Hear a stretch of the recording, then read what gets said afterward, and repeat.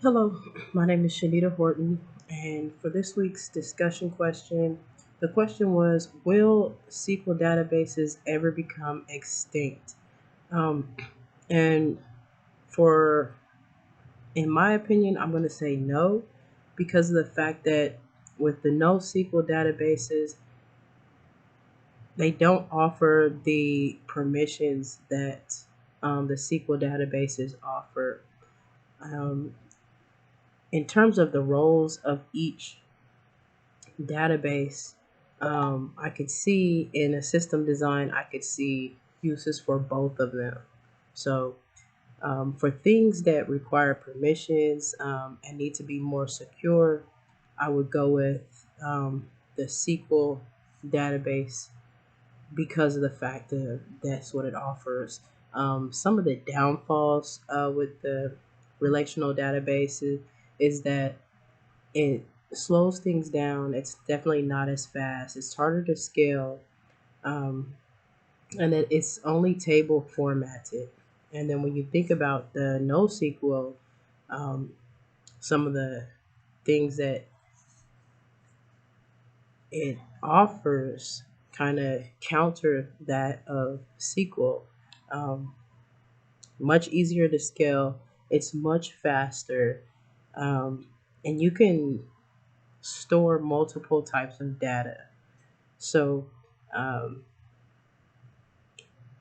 again, the roles that each of them would play are definitely necessary in your system design. And the biggest difference being, well, I would say the biggest differences would be the speed, number one, because anytime that you are needing something that's going to populate fast, um, you're not going to want to use the SQL. However, NoSQL actually offers a quicker speed. So if for some reason you were going to do a system update or um, update your app, whatever it is that you're updating, that would that structure would be what would be the SQL database. Now, if you had something that needed to be updated in real time or as quickly as possible, then that's when you would use the NoSQL database because that it obviously is faster.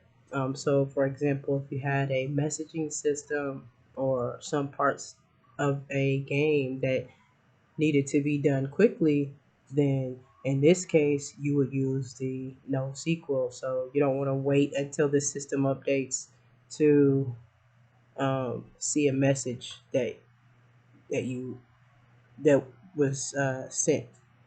But you could, however, use a NoSQL database to control that aspect of your system.